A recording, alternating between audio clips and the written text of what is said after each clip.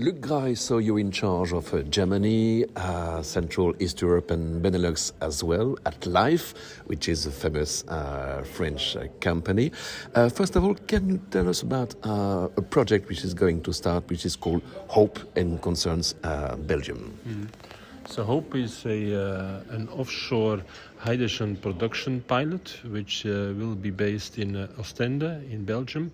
So the idea is, as of 26, to put a so-called a jack-up barge. This is this kind of ships which are used for maintenance purpose, whereby 4 pillars, let us say that the ship will lift itself out of the water. And on this kind of structure, we'll be putting 10 megawatt electrolyzer capacity then. That will be put about 1 kilometer away from the coast of Ostend in the sea then. And we produce then hydrogen, which will be electrified by renewable energy, mainly coming from wind capacity. And what we do then, we bring the hydrogen produced on that structure then to the coast, and there it will be compressed and put in tube trailers. And the tube trailers can allow us to transport the hydrogen to customers in Belgium or also the south of Netherlands. This is for us the second phase of our piloting, I would say, of offshore hydrogen production. So the first was in France, which In Saint-Nazaire? In Saint-Nazaire, yes, about 26 kilometers away from Le Croisic. So that is a test site which is created and authorization of the French government. Where all kind of tests. There was also the very first floating wind turbine in France, and to that wind turbine we have that was a little bit more than 1 year ago, 1.5 years ago, connected a floating barge, which was put there on the sea, directly connected to this wind turbine. And on this barge we had then 1 megawatt electrolyzer capacity, and that was for us the first, and is also the first in the whole world. So nobody else in the whole world ever tried what we did on a floating structure on the sea to have a 1 megawatt electrolyzer. Interesting thing. There was last year, I think it was October, November, the worst storm, I would say, in the last 100 years. And our concept really survived this storm and was really So still it's productive. resilient. Yes, was really still productive afterwards. Now we finished the test beginning of this year. We have pulled it back to the port of Saint-Nazaire, and there it has been decommissioned. So we have now a wealth of data and experience collected. Mainly at that time we were interested in to find out what is the impact of the seawater and the saltwater environment on the equipment, on electrolyzers, etc., all the equipment which we have on this barge. And also what does it mean producing on the sea in an unmanned platform, so in terms of maintenance, etc., and also the direct connection then, of course, to the wind turbine. So there's no grid there. So that was the first phase, and now we go to the second phase, scaling up and much more looking to, let us say, the transportation of the hydrogen produced on a platform than on the land. So we're here in Antwerp for the Go Hydrogen event. What can we say about the Benelux market? Yeah, Benelux market, and it's Luxembourg, Belgium, and Netherlands. First of all, Luxembourg is a small market, and a little bit, let us say, a little bit France, a little bit Germany, a little bit Belgium down. So that is Luxembourg. So Belgium is for itself a more difficult market, I would say. There is, of course, the issue is in Belgium is heavily populated, high density in population. The country, there is little renewable energy available. There is little in solar, little in wind.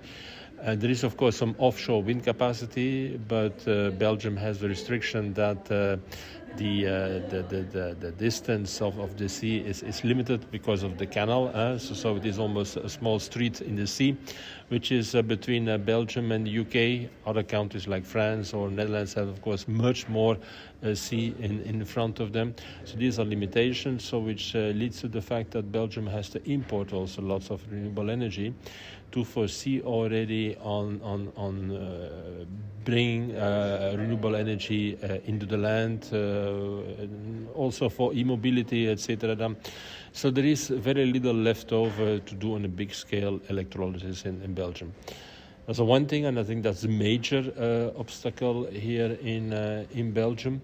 Another thing maybe is there is not so very much animation, I would say, from the government out to really stimulate very strong electrolyzers into the country, production of green hydrogen. I fully understand, because if you have already a hard time to get enough renewable energy in the country, and if you start making green hydrogen for instance, the industry, then you're going to charge at the end of the day your e-vehicles with nuclear energy done. So that should not be the objective.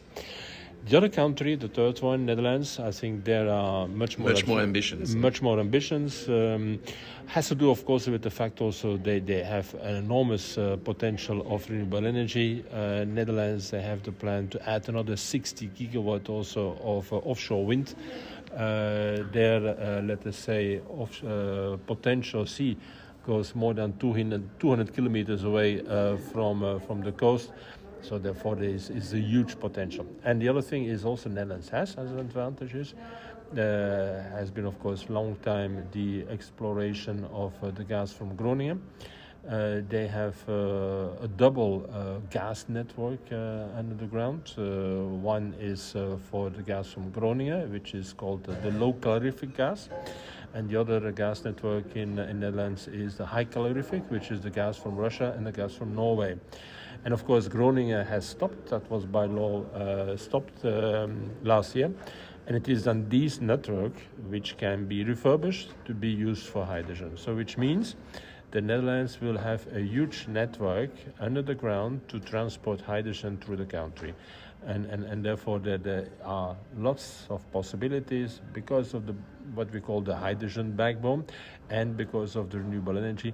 That is, of course, lots of animation and euphoria, I would say, within the government and stakeholders, etc., to deploy green hydrogen.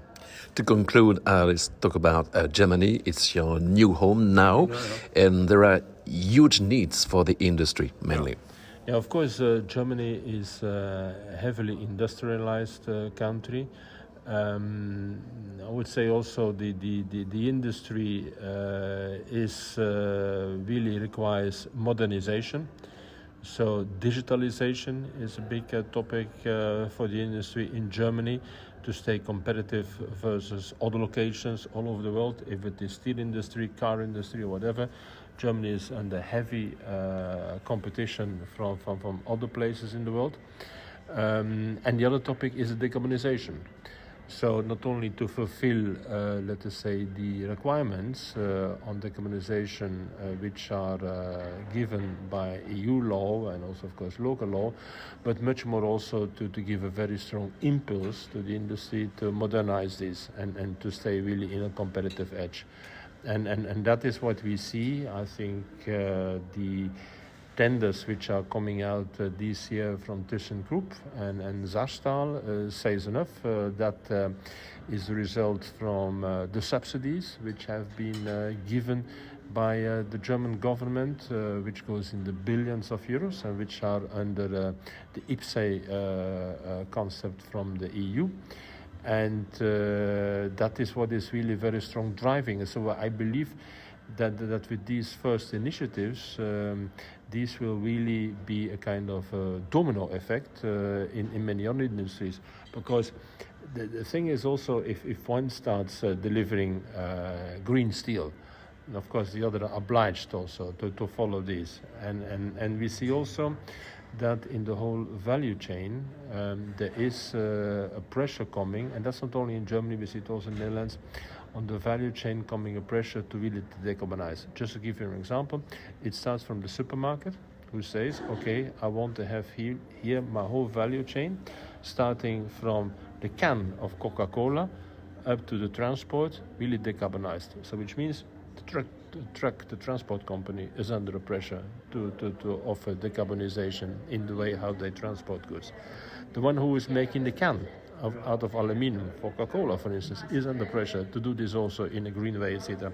So that is what we see is driving now, is through this whole value chain. So I think impulses which have been given by lots of initiatives at EU level are leading now really that the value chain is really getting under pressure to decarbonize also. Thank you. It was Luc Graré from Lhyfe company.